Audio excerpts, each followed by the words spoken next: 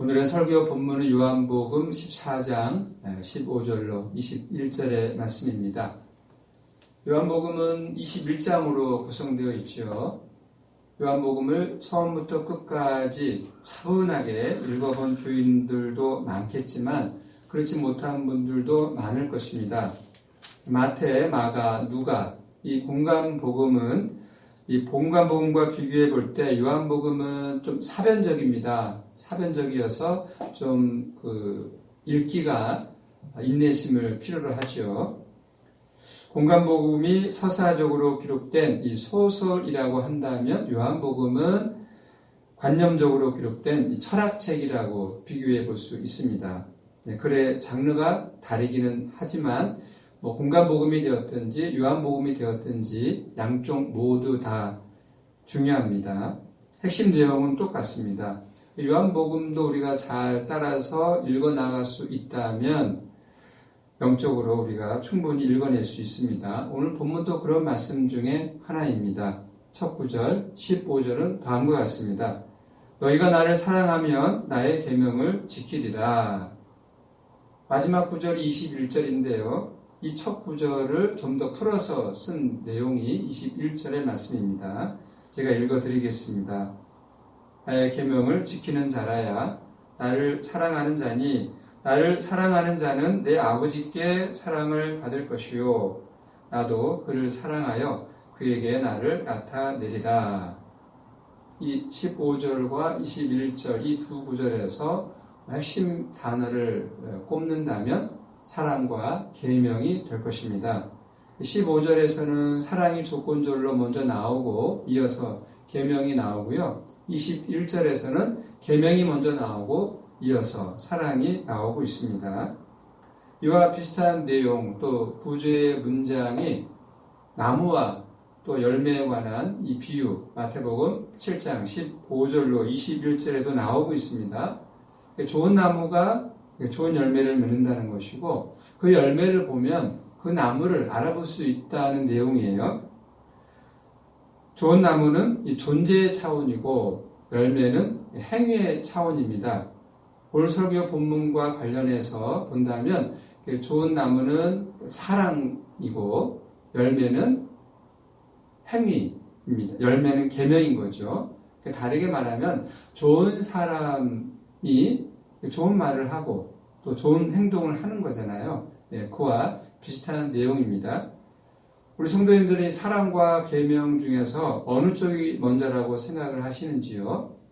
사랑의 능력이 있어야만 계명 실천을 할 수 있는 것인지 또는 계명 실천이 사랑의 능력에 대한 증거가 된다 생각을 하는지 그런 질문입니다.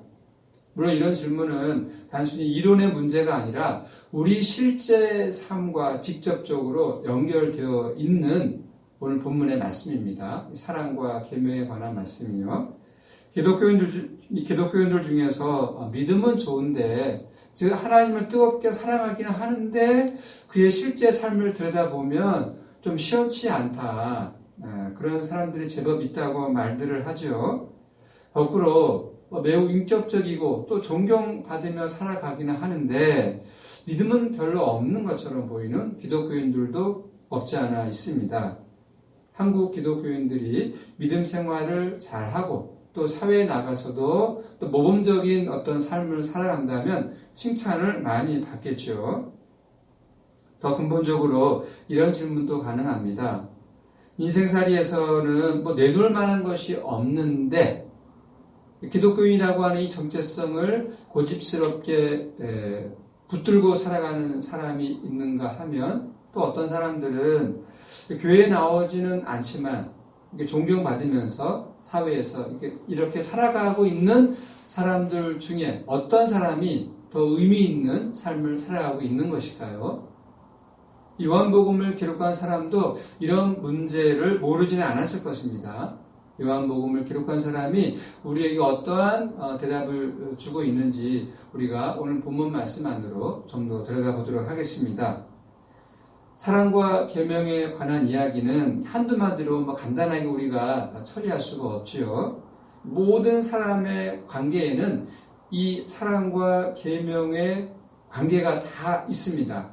부부 사이에도 마찬가지고 연인 사이에도 이런 사랑과 계명의 관계가 있고요. 또 부모와 자식의 사이에서도 사랑과 계명의 관점에서 들여다볼 수가 있는 거죠. 교회 안에 교우들과의 관계에도 사랑과 계명의 관점에서 바라볼 수가 있습니다. 혈연으로 맺어진 이 부모와 자식의 관계를 이야기하는 것이 더 피부에 와 닿을 것 같습니다. 모든 부모들은 자식을 사랑하죠. 그 사랑으로 자식이 독립할 때까지 최선을 다해서 도와줍니다. 사랑이 있기 때문에 자식을 위한 수고를 기쁨으로 받아들이죠. 그 수고로운 실천이 오늘 본문에서 말하면 계명이고 계명 실천에 해당이 되는 거죠. 자식도 마찬가지입니다. 부모를 사랑하기 때문에 뭔가를 실천하면서 살아가잖아요. 사랑한다고 하면서도 실천에 대한 책임을 지지 않는다라고 한다면 그 사랑은 거짓말일 수 있겠습니다. 어떤 경우에는 부모가 자식을 사랑한다고 하지만 그 자식에 대한 사랑이 자신의 어떤 욕망을 자식에게 이렇게 투사하는 부모도 없지 않아 있기는 합니다.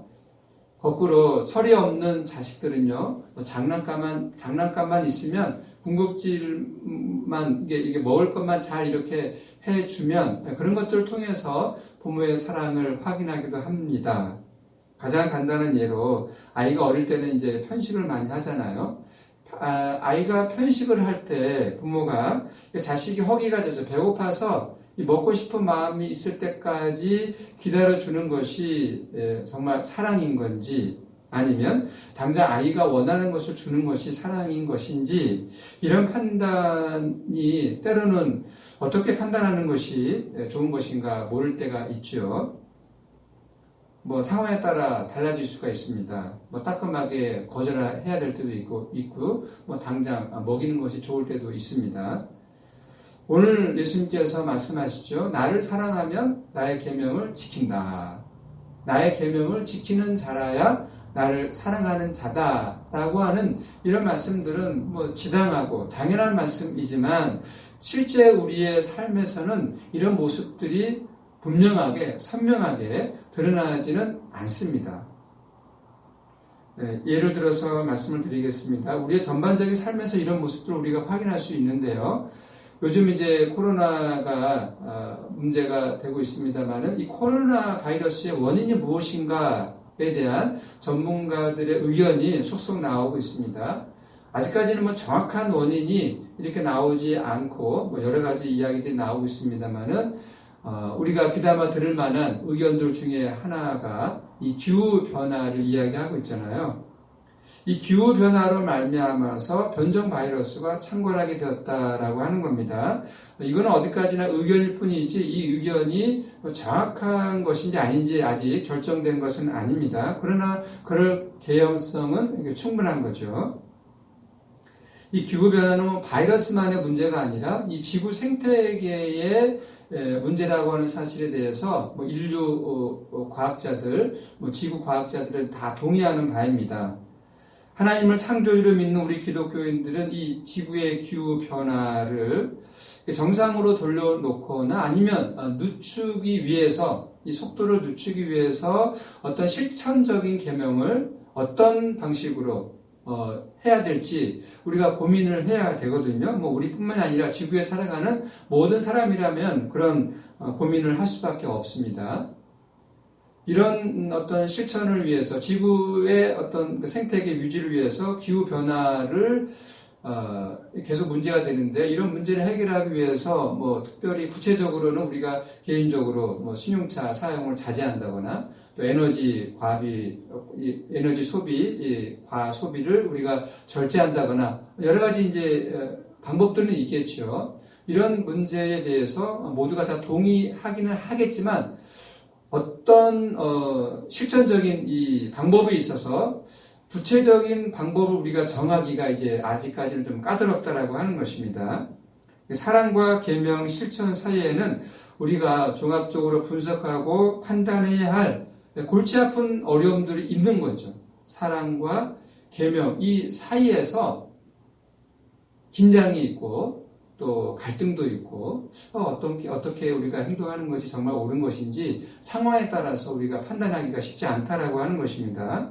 기독교인들이 주장하기를 믿음으로 그런 어려운 문제들 다 해결할 수 있어라고 이야기할 수 있지만은, 그러나 믿음으로 모든 문제가 해결된다라고 한다면은 우리의 주장에 대해서 공허하게 들리기도 하고, 또 그런 모든 믿음으로 주장하는 모든 것들이 다 해결되는 것은 아닙니다. 요한복음을 기록한 사람도 이 기독교인들의 세상살이가 도식적으로 기계적으로 해결되지 않는다는 사실을 잘 알고 있었기 때문에 오늘 본문의 첫 구절과 이 마지막 구절에서 사랑과 계명을 언급하고 있잖아요. 순서만 바꿔서 사랑이 먼저 나오고 또 마지막 구절에서는 계명이 먼저 나오고 있습니다만은 순서를 바꿔서 이야기하고 있지만은 이러한 어떤 문제 해결을 위해서, 어떤 대답에 도달하기 위해서 오늘 요한복음을 기록한 사람은 사랑과 계명 그 사이에 다리를 놓고 있습니다. 이 다리가 없다면 설득력이 떨어지는데 이 사랑과 계명 사이에 그 중간에 다리를 놓음으로써 설득력 있는 이야기를 하고 있습니다. 이 다리가 기독교 신앙에 있어서 실질적인 내용이거든요. 그 내용이 있어야만 사랑과 계명의 관계가 설득력 있게 들리는 겁니다. 요한복음 기자는 16절에서 예수님이 다른 보혜사를 보내도록 아버지께 구하신다라고 설명을 했어요. 다른 보혜사. 이 보혜사는 좀 단어가 어렵잖아요. 보혜사 하면. 파라클레토스인데 위로자로 번역하는 것이 가장 좋습니다. 위로자. 진리의 영, 성령이죠. 이 진리의 영인 이 성령의 도움으로 사랑과 계명의 관계 안에서 실제로 살아갈 수 있다는 뜻인데요. 이어서 여러 가지 설명이 나옵니다만 핵심적인 구절은 20절의 말씀입니다. 사랑과 계명, 이 관계를 우리가 정확하게 이해하기 위해서는 20절의 말씀을 우리가 잘 이해를 해야 합니다. 읽어드리겠습니다. 그 날에는 내가 아버지 안에, 너희가 내 안에, 내가 너희 안에 있는 것을 너희가 알리라. 이런 말씀이 어떻게 들리십니까? 잘 이해가 되는 것 같기도 하고 또 좀 안 되는 것 같기도 하다는 느낌이 들 수도 있는데, 현대인들은 이런 말씀을 읽으면 피부로 와 닿지를 않습니다. 이런 말씀 자체는 어려운 게 아니거든요. 어려운 게 아닌데 성경의 언어를 잘 이해하지 못하고 오해하기 때문에 어렵게 느껴지는 거예요. 오늘 사랑하는 연인들끼리 이런 말을 자주 하죠. 당신 안에 내가 있고 나는 당신 안에 있는 것 알지? 내가 너 안에 있다. 이런 말 자주 표현하잖아요. 연인들끼리. 연애하는 사람들끼리 이런 말을 자주 하는데, 그런데 성경에도 이런 말씀이 있는 거거든요. 그런 말씀인데도 성경에 기록되어 있기 때문에 어떤 선입견 때문에 이런 성경의 말씀을 이해하지 못하는 경우가 종종 있습니다. 20절 문장에는 아버지와 예수와 제자가 맺고 있는 관계가 세 가지로 표현되어 있습니다. 첫째, 예수님은 아버지 안에 계십니다. 둘째, 제자들은 예수님 안에 있습니다. 셋째, 예수님은 제자들 안에 존재합니다. 어려운 말은 아니거든요. 예수님은 아버지 안에 계시고 제자들은 예수님 안에 있고 예수님은 제자들 안에 있다는 것입니다. 여기서 안에 있다는 것은 연합되었다는 뜻입니다. 연합되었다. 아주 진실한 연인 관계나 사제 관계로 보아도 됩니다. 본문이 말하는 이 세 가지 관계 다시 한번 생각을 해보겠습니다.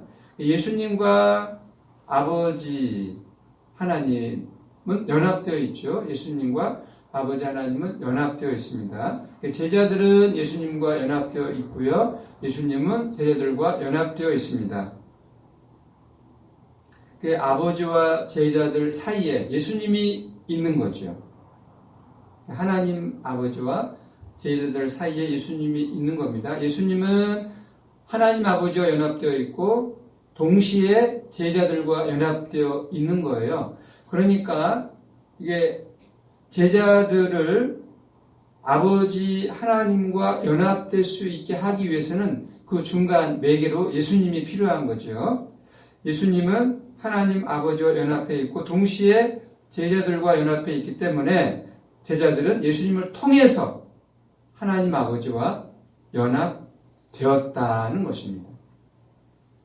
제자들이 예수님과 연합했다는 말은 예수님의 가르침과 운명에 제자들이 자신들의 미래를 예수님에게 맡겼다, 의지했다, 그런 뜻입니다.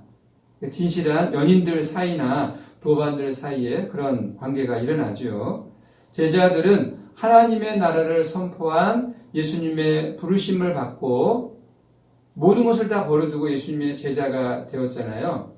제자들의 이러한 선택은 일종의 거룩한 모험입니다. 모든 것을 버려두고 예수님을 따라갔습니다. 모험이죠. 거룩한 모험이죠. 우리는 이런 결정적인 선택을, 다시 말하면 그런 소명에 응답해 본 경험이 없기 때문에 제자들의 이런 선택이 얼마나 절실한지를, 그리고 위대한지를 잘 모릅니다. 얕은 물가에서만 놀고 있는 사람은 깊은 물속에 들어가서 수영하는 사람들을 이해하지 못하는 것처럼 거룩한 모험이 없다 보니까 거룩한 경험도, 거룩한 생명도 경험할 수가 없는 거죠. 제자들이 예수님과 연합했다는 요한복음 기자의 진술은 예수님이 하나님 안에 존재한다는 사실을 인식하고 믿었다는 의미입니다. 그 제자들이 믿은 것은 예수님이 하나님 안에 있다는 것인데 그것을 알고 있었고 믿었다는 거예요. 이런 인식과 믿음의 근거는 무엇인가? 예수님의 부활입니다. 내가 아버지 안에 있다라고 예수님께서 말씀하시는데 이런 문장은 예수님이 죽은 자 가운데서 부활하셨다는 사실을 가리킵니다. 부활은 종말에 일어날 하나님의 궁극적인 생명 사건이거든요. 그 궁극적인 생명 사건이 예수님에게 발생했기 때문에 제자들은 예수님이 하나님에게 받아들여졌다고 믿었습니다. 예수님이 하나님에게 받아들여졌기 때문에 예수님이 하나님 안에 존재한다. 예수님이 하나님과 연합했다. 이런 말이 가능한 거죠. 이런 설명이 우리 일상에서는 실감나지 않습니다. 증거를 보이라. 그런 증거가 어디에 있느냐라고 하는 이런 요구에 객관적인 증거를 보일 수 없잖아요. 예수님의 부활은 텔레비전 화면을 통해서 보여줄 수 있는 그런 사건이 아니기 때문입니다. 제자들처럼 예수님에 대한 특별한 경험이 있는 사람만이 예수님의 부활도 경험할 수 있는 거죠. 부활만이 아니라 하나님 경험도 마찬가지입니다. 하나님을 믿지 않는 사람들은 기독교인들을 이상하게 생각합니다. 뭔가 자신감이 없기 때문에 교회 다니는 거지, 죽음이 두려워서 교회 다니는 거지, 그렇게 생각을 해요. 그게 아니다라고 우리가 이야기해도 아무리 설명을 해도 전달이 안 됩니다. 절친이나 부부끼리도 이런 인식의 단절을 극복할 수가 없습니다. 알아두십시오. 예수님의 부활은 예수님을 사랑한 제자들만 경험할 수 있는 생명 사건입니다.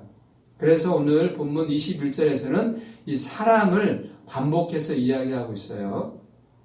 읽어드리겠습니다. 나를 사랑하는 자는 내 아버지께 사랑을 받을 것이요 나도 그를 사랑하여 그에게 나를 나타내리라.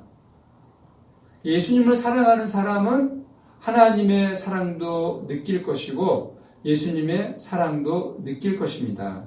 그리고 죽었던 예수님이 살아있는 자로 나타납니다. 여기서 사랑은 단순히 좋아한다거나 그에게 가까이 가면 좋은 일이 일어날 거야 라고 하는 막연한 기대가 아니라 그와의 온전한 연합, 사랑이라고 하는 것은 예수님과의 온전한 연합, 그것을 사랑이라고 이야기합니다. 20절에 표현되어 있죠. 안에 존재하는 것입니다. 예수님을 향한 사랑은 아주 복합적인 사랑입니다. 예수님을 사랑한다 하면 그 안에 예수님을 이해하는 것, 또 신뢰하는 것, 그분을 정말 열정적으로 뜨겁게 사랑하는 것, 연민, 이런 것들이 다 포함되어 있는 겁니다. 이 모든 것들을 줄여서 믿음과 사랑으로 표현할 수가 있는 거죠. 우리는 예수님을 믿고 예수님을 사랑합니다. 예수님을 믿고 예수님을 사랑하니까 예수님의 가르침인 계명을 따라서 살고자 하는 그런 마음이 생기는 거죠. 우리 기독교인들은 예수님을 믿고 사랑하는 사람들입니다. 예수님과 연합해서 살아간다는 사실을 우리는 예배를 드릴 때마다 고백합니다. 그런데 그런 믿음의 대상인 예수님이 이 교리로만 남아있는 경우가 간혹 있는데요. 그럴 때 예수님은 하나님의 아들이기 때문에 숭배의 대상은 될 수 있겠지만 사랑의 대상은 되지 못합니다. 교리로만 예수님을 알고 있을 때는 숭배의 대상은 될 수 있지만 사랑의 대상은 되기 어렵다는 거죠. 예수님을 사랑한다는 말은 예수님의 인간적 실존 전체를 이해한다는 말이기도 합니다. 예수님께서 십자가에 달리시기 전에 예수님이 어떤 말씀을 하셨고 무슨 생각을 하셨으며 무슨 희망으로 살았는지, 즉 역사적으로 우리와 똑같이 살았던 그 인간, 그 예수님을 진지하게 생각해야 한다는 거죠. 예수님은 30살에 출가했다고 합니다. 예수님의 눈에 당시 세상은 어떻게 보였을까요? 이에 관한 자세한 이야기가 복음서에는 나와 있지 않지만 우리가 조금만 들여다보면 어느 정도 눈에 들어옵니다. 예수님이 보시기에 이 세상은 매우 너무나 부조리하게 돌아간다라고 생각되었습니다. 하나님의 나라가 가까이 왔다라고 하는 이 사실에 온전히 사로잡혀서 예수님은 살아갔지만 이 세상의 현실은 하나님이 아니라 종교 권력과 이 정치 권력에 의해서 돌아가는 것으로 보였습니다. 십자가에 달려서 나의 하나님, 어찌하여 나를 버리십니까? 라고 외친 예수님의 심정이 어느 정도 상상이 갑니다. 그런 예수님 우리가 사랑하기는 어렵지 않습니까? 나를 사랑하는 자라고 할 때 나를 사랑하는 자, 여기서 말하는 나는 십자가에 달린 자를 이야기합니다. 십자가에 달린 자, 십자가에 달린 자를 사랑하기가 이게 쉽습니까? 십자가에 달린 자를 사랑하는 사람만 예수님이 아버지라고 부른 하나님에게서 사랑받을 것이라는 이 말씀은 정말 두려운 말씀입니다. 우리는 실제로 예수님을 사랑한 적이 있나요? 사랑한 적이 없으면서 하나님의 사랑을 받고 싶다라고 이야기한다면 터무니없는 욕심은 아닐까요? 예수님을 사랑한다는 것이 구체적으로 무엇일까요? 예배에 빠지지 않고 늘 쉬지 않고 기도하고 성경 말씀을 가까이 하는